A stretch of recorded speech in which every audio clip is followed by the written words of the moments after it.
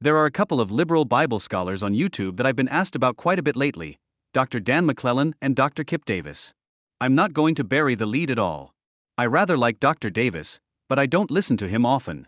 Dr. Davis and I share all the worst traits, and I long ago figured out that I need to budget my time. Dr. Davis, Dr. Wright, Dr. Ehrman, and I can drone on for 20 minutes before finally getting to the point. I listen to these scholars when they're kept on a leash, but it's not worth the time when they set the narrative. Alex O'Connor recently interviewed Dr. Davis on the Dead Sea Scrolls, and I found that interview fantastically informative, but O'Connor is a great interviewer and put the necessary effort into keeping Dr. Davis on topic. The reason these scholars and I tend to wander in our descriptions is pretty straightforward. A lot of times we know enough to start our understanding from a different place than a lot of the people we talk to. To make an analogy, if someone interested in the history and development of medicine were to try to answer the question, how did the ancient Romans diagnose an illness? They might be tempted to start with okay, first of all, forget everything you've ever learned about anything. They had no thermometers, no blood pressure cuffs, and no wristwatches. They didn't know we were made of cells, and their whole approach to what we now call chemistry was completely different. So when they took temperature, it was just a hand on the forehead. When they checked the pulse, they didn't have beats per minute, and when they monitored how much blood was in a person's system, it wasn't done in terms of pressure. Now, with that in mind, if that enthusiast says they would check the temperature, pulse, and gauge the amount of blood in the patient, the first image that comes to the modern mind is a thermometer under the tongue, counting the beats in the wrist against the ticks on a wristwatch, and getting the pressure in the veins with a cuff, which is very different from what they are trying to communicate. In today's world, we think of someone getting these measurements in degrees, beats per minute, and millimeters of mercury. We think of this being very precise and using tools. The reality is that it was very much none of those things in those ancient times. A.T. Rev. Drive N. T. Wright is rather famous for his description of the problem trying to get to the point, as giving 19th century answers to 16th century questions, instead of giving 21st century answers to 1st century questions. And very often these scholars are trying to follow that advice, but people they're trying to reach get it in their heads that theology was supposed to have been delivered once for all, absolutely correct, with no need to figure out how to apply it to another context. Dr. Davis has always impressed me with his knowledge, his intelligence, and his humility. While I don't listen to him often, every time I do or any time he's quoted by someone else that I respect and he steps even a kilobyte outside his area of specialty, 1st century Judaism and the Dead Sea Scrolls, he gives at least a little preface along the lines of, "This isn't my area, so if more reputable scholars in this area have something to say, believe them over me." And that's comforting to see in today's world. In the few cases where I've seen him called out on an error or being too committed to a disputed position, he's been able to admit that he's wrong, adequately defend his position, or admit that the position he took was disputed. Or some combination of all three. If Dr. Davis did more shorts, I would probably make a more regular attempt to catch what he's got to say. The same goes for Dr. Ehrman and Dr. Wright, though in the case of Dr. Ehrman and Dr. Wright, I do at least make time to read some of what they say because it more directly relates to things I'm interested in. Dr. Davis does have a little bit of an elitist attitude that I sometimes find off-putting. If he's called out by someone without a doctorate, he feels the need to dismiss the other person by citing their lack of credentials. That's not a good look. It makes it look like he can't stand on the evidence. More on that in a minute.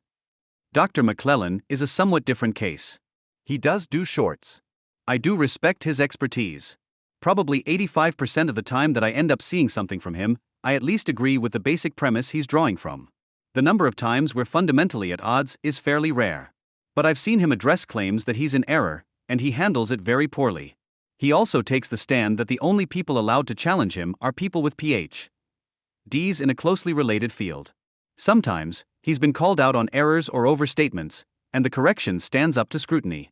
In an exchange with Inspiring Philosophy, even after being provided the page number, Dr. McClellan is unable to find the sentence on this basis. One can conclude that at least the Deuteronomistic tradition simultaneously viewed predictive prophecy as conditioned by human response while also accepting that a genuinely pious turn might not preclude a prophetic prediction from coming to pass. At the end of a section exploring how predictive prophecy is considered conditional, Dr. McClellan's tactic at that point is to disregard, belittle, and ignore the legitimate criticism. This leaves me with somewhat of a problem when I do end up disagreeing with him. With Dr. Davis, if there's something I disagree with, I can check in and see what replies there have been, trusting that Dr. Davis will be mature, responsible, and reasonable in handling any criticism. I don't really need to know a whole lot about 1st century Judaism or the Dead Sea Scrolls or text criticism or anything else to follow along, and I don't need to do my own research from scratch. Dr. Davis will be reasonable, and he'll bring sources, and he'll be detailed, and there will be an answer hammered out in the end. With Dr. McClellan, I can't have that confidence. He's incapable of taking criticism from someone he deems beneath him, and I know from experience that this kind of false confidence in one's own infallibility is dangerous for seekers of truth. So I tend to pay less attention to Dr. McClellan. He's probably right, but maybe he's wrong. If he's wrong, the only way I'll know is to do the research on my own from scratch by myself, and if I'm interested in doing that, then I don't need Dr. McClellan to start with. He's going to be equally confident and equally dismissive no matter how good the case is for him or against him. So it's just safer for me as a seeker of truth to ignore him. These two scholars have apparently been on a recent crusade to educate the people about how the worship of Yahweh changed in antiquity, that Yahweh once demanded child sacrifice and was once a war god with statues, that Yahweh once fit into the genealogy of Canaanite deities, that Yahweh had a wife in the ancient pantheon, and every other thing not compatible with modern monotheism. Several people I've known personally have asked me what I think of that. In a conversational setting, all I can really say is, it's complicated. The answer to the question, did Yahweh demand human sacrifice, is somewhat analogous to the question, did Roman doctors take the temperature of their patients? The scope of the question leaves so much unsaid in a simple yes or no that it's basically a useless question without a lot of setup. I have not yet had an opportunity to listen to what Dr. Davis has said on the subject. It's in my YouTube Watch Later list, but it's not anywhere near the top. Last year when I was getting things set up for my son, my Watch Later and to be read lists got rather long. My Watch Later list on YouTube currently has more than 1,000 videos. No, I'm not moving Dr. Davis's multi-hour digs into the subject higher on the list just because you want me to try to tear it apart. I'm not going to do that. Dr. Davis knows more about this than I do, and when I do get to it, I'll be listening to learn, not to argue. That said, I'm vaguely familiar with the idea and the evidence around it. There are other sources on this subject. Religion for Breakfast had a video on this a while back, if you need a quick intro. There are idols in various layers of archaeological digs going back to the Bronze Age that at least seem to be very closely associated with the Tetragrammaton. There are passages of the Old Testament that seem to be arguing with a group of Yahwehists that are sacrificing their children. And such and so forth, painting a picture of the cult of Yahweh as child-sacrificing idol worshippers that have a pantheon very similar to their neighbors and Yahweh somewhere in that genealogy, not even particularly close to the top, married to a wife, having statues, and on for every other thing that might scandalize the average monotheist today. This isn't an area where I've done a really deep dive, and my standard take when I haven't done a deep dive is to follow the consensus or majority of the scholarship in the field. Among archaeologists, at least to me it seems like the majority hold that this or something very much like this is the best explanation of the available data. So I'm fine with that. That's the point where some people lose their heads. There are two narratives to how our Bibles came to us. On one end of possible narratives that is closely associated with the concepts of conservatism, inspiration, inerrancy, and preservation, the text of the Bible was given to men once in a perfect condition and exactly answers all of our theological questions perfectly. On the other end of the spectrum and closely associated with the concepts of liberalism, development, cultural evolution, and textual emendation, the text of the Bible emerged from the context of the surrounding culture entirely by human ingenuity. I land somewhere in the middle of that spectrum, close enough to the center that the liberals will call me too conservative and the conservatives will call me too liberal. I do think there's a pastoral benefit to the teaching that the text was given to us by God, and there's even a sense in which I think that's true. We need to be careful in distinguishing a pastoral response to heartfelt but complicated and detailed academic work, though. Going back to my earlier example, if a patient is sitting in a doctor's office and finds out that much of our anatomical knowledge goes all the way back to Galen in Greco-Roman times, and that patient gets nervous about the information and asks, how did they even diagnose people back then?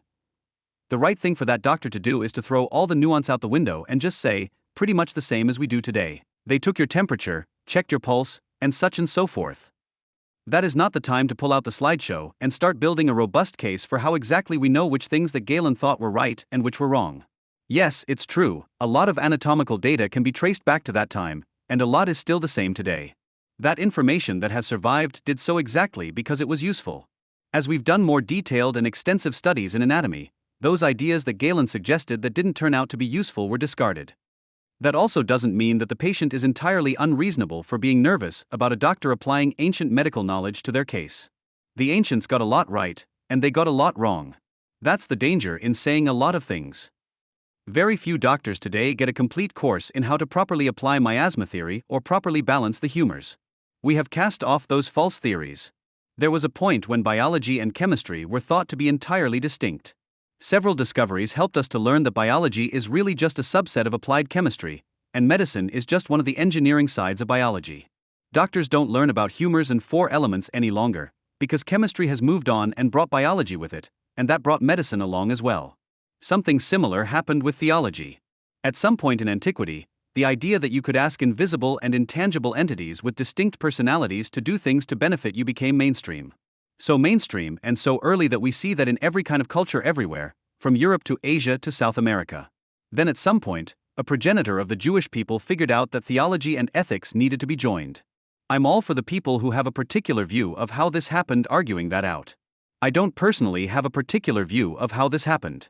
Riffing on the two options I gave above, it could be that the ancients had a pagan theological structure inherited from their neighbors that they modified to fit these developments, or it could be that Abraham or Moses or whomever really did get that data directly from God himself. I don't actually care which it was.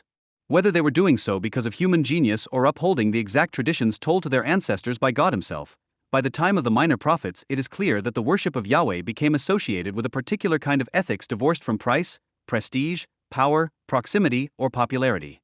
If we assume that Yahweh was just another deity among the Canaanite pantheon, this seems strange. Worship of the Canaanite pantheon, like the Greek or Roman gods, was not about doing what's morally correct. It was about getting what you want. You didn't go to the gods to arbitrate morality any more than you would go to the local mafia boss to arbitrate morality. You go to the local mafia boss because he has connections, money, and power. You went to Zeus or Moloch for the same reasons. You didn't appeal to the local mafia boss's sense of right and wrong, you promised him that this will increase his wealth or popularity or power. You did the same with Zeus. But Yahweh in the time of the minor prophets was different. The minor prophets claimed that Yahweh had turned his back on the people of Israel not because they had forfeited the daily sacrifice and not because they had pronounced his name wrong and not because they had given the wrong kind of sacrifice, but because they had neglected the poor and the immigrants and the disabled. Ezekiel 16 verse 49, Ezekiel 22 verse 29, Malachi 3 verse 5, Micah 6 verse 8, Amos 4 verse 1, Amos 8 verse 5, Zechariah 7 verse 10, etc. For some people, the idea that this might have been a discovery rather than a continuation of revelation is frightening. For other people, the idea that God could have spoken to someone and not to them personally is offensive. For me, I don't find either very disheartening. There are several angles to which the ideas that these developed through study doesn't bother me. In the interest of trying, rather unsuccessfully, I'll admit, to keep this concise, I'm going to limit myself to two reasons. The first reason is that other cultures did seem to be on the way to making the same kind of leap. The Socratic schools within Greek and Roman philosophy were sliding slowly towards a kind of monotheism, where the gods were expressions of some divine essence and incapable of committing the evil ascribed to them by the poets. Buddhism had abandoned the worship of the traditional gods, but instead saw Bodhidharma as the incarnation of some ancient, immortal, impenetrable principle of right and wrong. Some branches of Taoism had mixed with Confucianism to see Lao Tzu as an immortal who had presented timeless principles of morality to the ancients, and Confucius had codified these necessary truths into logical and paradoxical statements to guide future generations. Some people, and I would count myself in this, see these as leaning toward some similar points, putting others above self, devaluing money, and extolling personal humility to do what's right even when no human will know better, and such and so forth. When I was a teenager and started taking Kung Fu, one of the things that I found inspiring about the Shaolin sect of Chan, otherwise known as Zen, Buddhism was that they were both monastic and missionary, focused on personal poverty and community connections separated from the wider economic rat race and politics but still going out into the world to help the helpless, share their teaching, and recruit new converts. This was kind of like many sects of Christianity from the Middle Ages. The details of how that works out for individuals was different, but taken from the 30,000-foot view there were interesting structural similarities, as though they were seeking some common universal principle available to everyone everywhere. With that in mind, there was never a point where I looked at what we have in Christianity and couldn't see a way that other cultures couldn't have come up with our ethics, given enough time and the right pressures.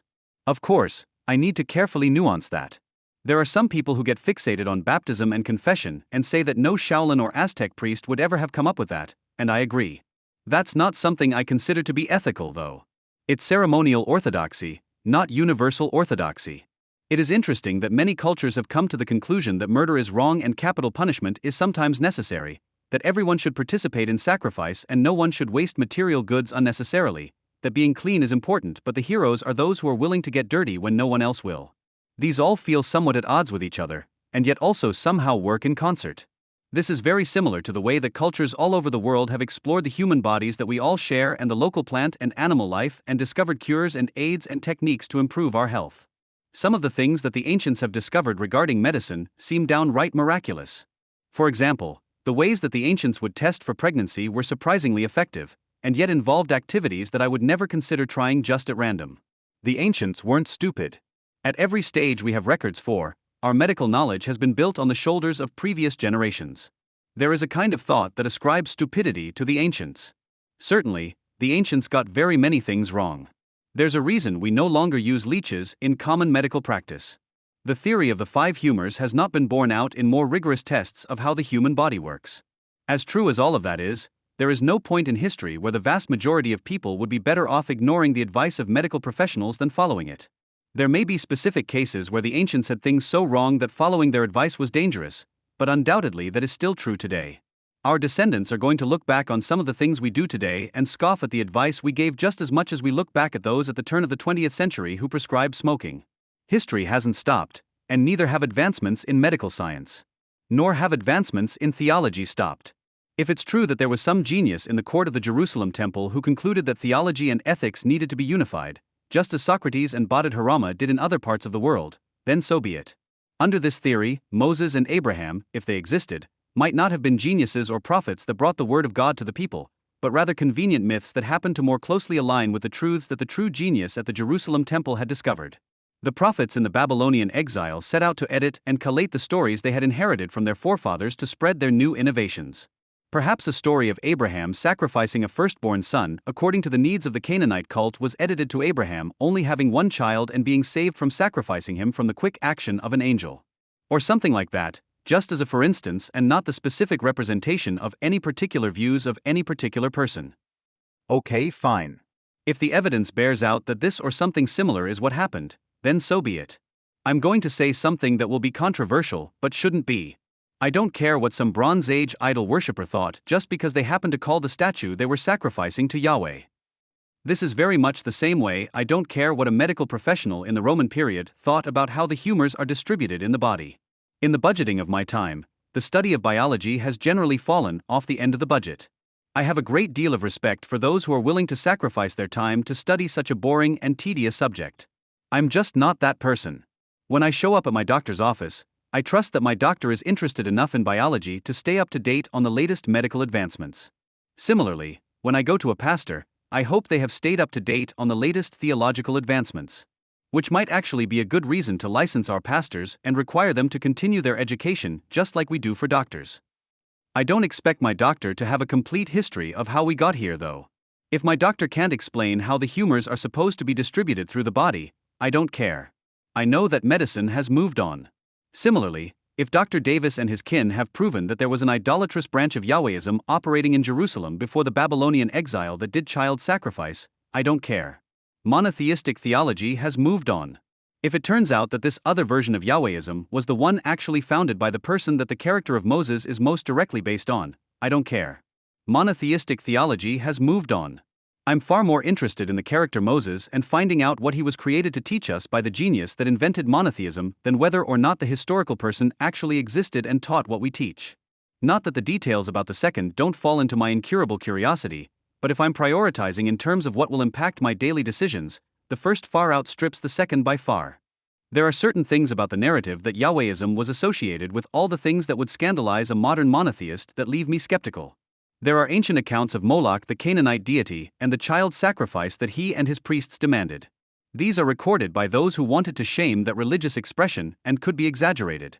No one has ever recorded anything similar about Yahwehistic worship being associated with child sacrifice, and there were Romans and Greeks who did go out of their way to criticize Yahwehistic worship. They were critical of the Jewish Sabbath, thinking that giving your slaves every seventh day off would just lead to lazy slaves. They mocked the absence of statues. They were plenty willing to try and shame Yahweh and his worshippers. It seems that if child sacrifice had been on the menu at the Jerusalem temple at any point, someone would have mentioned it. It's also strange that the ancient geniuses landed on the name Yahweh if the actual system associated with Yahweh highlighted or even just included the exact set of things that the growing monotheistic bent was militated against.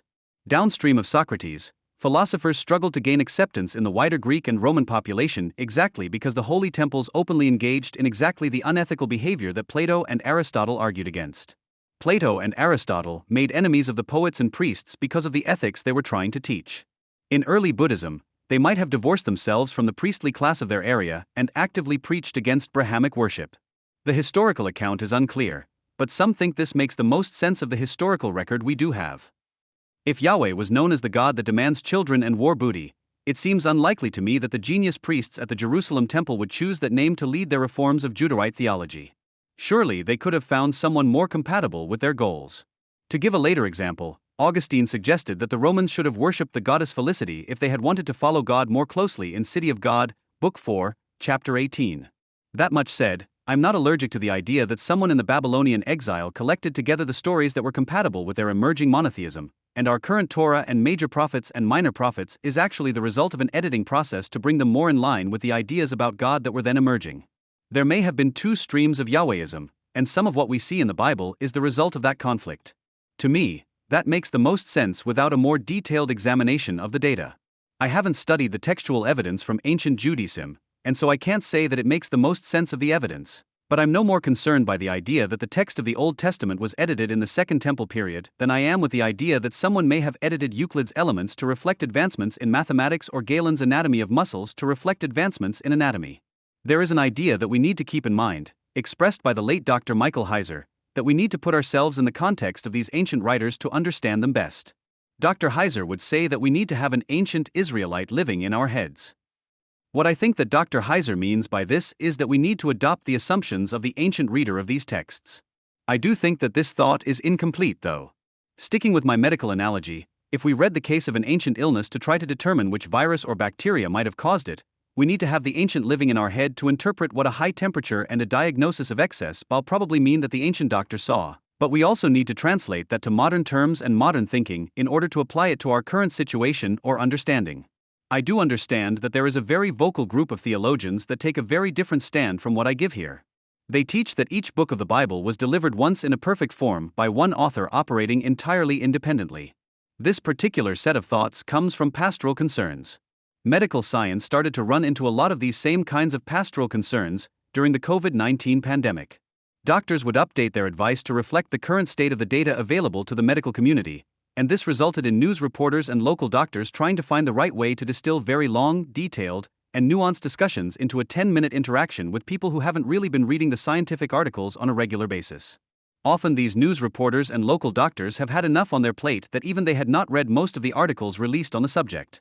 So when a vaccine was released, and those who had the vaccine still got sick, it took a moment to explain that the vaccine did have its limits, but the data indicated strongly that the impact on health was less even when COVID did manage to push through the vaccine. Pastors very rarely get a mainstream answer publicly broadcast on the news, and very rarely get a chance to talk to even most of their own parishioners more than twice a week. Even if a particular pastor did his master's thesis in textual criticism and his doctorate in Second Temple Judaism, their ability to distill all of that into a format that will help the spiritual health of their congregation is going to be limited. Even if Second Temple Judaism had the wrong idea about the sacrifices that Yahweh wanted, we've moved on.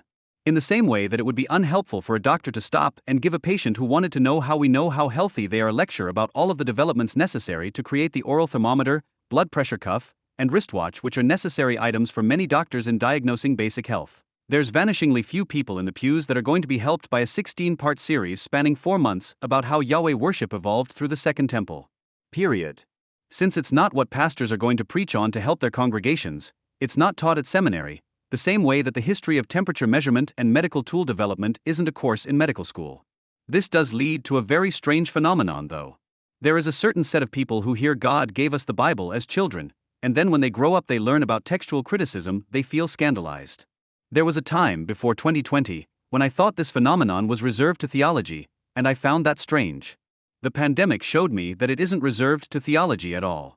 There are plenty of people who had a vision of medicine and electronic-based technology informed by comic books and popular television, and they thought that our medical research teams would have a brief, 20-minute montage and then we would have a cure for COVID.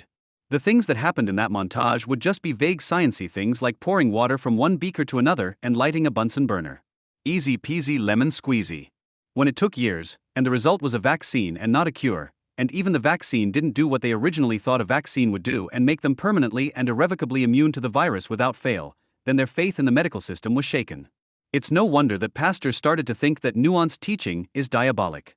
If this was enough to shake the average person's faith in the medical profession, and we are still working to clean up the damage caused by such irresponsible reporting and summary of medical thought, even with the force of the primary news outlets behind them, it's no wonder that pastors are cautious about the ideas that will lead to that kind of skepticism in their own areas. Personally, I recognize that a doctor and a pastor have very similar goals. A doctor is interested in helping me to improve and maintain my physical health. A pastor is interested in helping me to improve and maintain my spiritual health. In the case of a doctor, I'm not at all sure how to do that on my own. Biology just doesn't interest me. So when my doctor says, "Sean, you need to lose weight. Here is a recommended change to your diet," I listen. I don't ask for a complete history of how we came to the conclusion that this diet will help. I don't go seeking outside opinions about how to best manage a diet. I trust that my doctor is doing what they are paid for, learning what will help me. I'm certainly not going to find the writings of a Roman doctor with similar views to my doctor's regarding diet and criticize my doctor for believing in the humors. I'm smart enough to know that medicine has moved on, even if they still use those ideas from Roman doctors that stood up to the tests of time. Exactly the same as I'm not going to criticize a modern monotheistic pastor even if it turns out the sacred texts and name of deity emerge from a conversation with idolaters. Theology has moved on from those errors.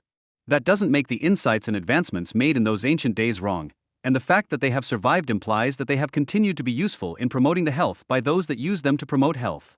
But there are a certain kind of people who are keen to capitalize on these minor discrepancies and get an audience of people who are naturally skeptical of their doctors and tell them to do a paleo diet or a Roman diet or whatever other thing they'll come up with next. These people market a feeling of superiority, saying with this you can challenge your doctor with the roots of what their medicine comes from. You'll be more pedantic than them, and therefore you can ignore everything they tell you. Listen to me, and send me your money and attention so that I can become rich and popular. Of course, they don't actually come out and say those things in exactly those words, but it is the logical end of what they are really saying and doing. Some of those who do this even have relevant education in biology or history and actually are smarter than your doctor about how organic chemistry works or the history of the Roman Empire. Almost universally, you're worse off for listening to them rather than your doctor though, even if your doctor is just a mediocre doctor. And the same goes for when someone does this with theological teaching. There is also a certain class of audience that look for disruptive voices in chemistry and history to find a reason to ignore their doctor. This audience will enjoy feeling smarter and better than doctors, even though in reality they're only more pedantic and proud than their doctor. When this audience finds that teacher, the result is often a cult. However, sometimes this audience is latched onto a teacher who would never dream of coming between the person and their pastor. They'll be happy to say that even though they have a better understanding of organic chemistry than most doctors, there is still a whole lot more to medicine, so no one should listen to them over their doctor. However, they won't go so far as to actually call out their audience when the audience does fight with their doctor using the points they bring. If a person is using Dr. Davis's teaching to criticize a pastor, they're doing it wrong. My limited experience with Dr. Davis is that he would never suggest people do that, and I would not be surprised to find a quote where he says explicitly not to do that. However, he also isn't going to risk his audience by saying that those who use his teaching to oppose their pastor or as a wedge to leave their church are using his teaching wrong. There's a certain stream of pastoral teaching that has focused on historical and theological facts that has been popular the last few hundred years. There is a similar strain of medical teaching that focuses on biological and anatomical facts to maintain health in the population. To both, I say there is a certain value to this, as long as we recognize what's really important. It's far less important that a person have a thorough understanding of the classification of viruses and bacteria than that they wash their hands and thoroughly cook their meat. Similarly, it is far less important that we who seek Christ have the correct set of books in our Bibles and the right verses in those books, and more important that we consider the needs of those around us and aim to be an improvement in the world. That said, there's a positive correlation between those who have a basic understanding of germ theory and basic anatomy to washing hands and thoroughly cooking meat. And similarly, there is a positive correlation between those that regularly read Christ's teaching and those that put their neighbor's needs above their own. In neither case is it a perfect correlation, but the correlation is measurable in both cases. Now, in the course of writing this, I've gone into considerably more detail than most people do when looking into this. There are probably at least 3 paragraphs in here that could but cut out and turned into articles of their own.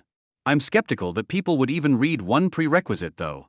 Most people who react to this are going to be quick to tell me that I'm too conservative or too liberal without even reading the linked articles. There will be a set of very vocal people on the conservative side that will be allergic to the idea that the text of the Bible may have been edited for the pastoral reasons described above. Similarly, there will be a set of very vocal people on the liberal side of the aisle that will balk at the idea that pastors provide valuable insights into spiritual health.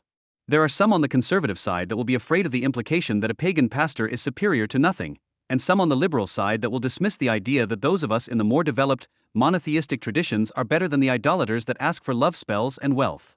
The thing is, when most conservative pastors and leaders are pressed on the question, they don't actually care whether the text of the Bible on their shelf was written letter for letter by Moses, or what we have is the result of an editing process in the Second Temple period. They're concerned about the pastoral fallout of teaching the second to the masses. If the pastoral concerns were removed, and people would continue to consider their pastoral advice and pursue spiritual health regardless of how inspiration and preservation work, then the pastor would be far less concerned about what discoveries were made in the Judean desert. There are a lot more pastors who would join me in the chorus singing, "I don't care what some idolater in the Jerusalem temple thought just because he named his statue Yahweh." But the pastors know that many people in the pews will hear that an idolater in the Jerusalem temple thought that sacrificing children was right, and then will fall into a state of impudent skepticism. Lacking nuance in their belief will lead to lack of nuance in their skepticism. There are some who go to Dr. Davis's content specifically to argue with him just because he has a narrative different from what they heard in church growing up, and they feel threatened by what he's saying. There are others who go to Dr. Davis's content specifically because they feel that it justifies their decision to leave the tradition that they grew up in. Neither of these are justified. Dr. Davis does not give us anything to fear, nor does he give any justification for leaving modern religious traditions. He brings nuance to historical questions of theological development. That's no more threatening than nuanced historical investigation of medical development. What about you? Are you the kind of person who has been scandalized by a deeper understanding of historical development? Or are you the kind that can see development in theology as well?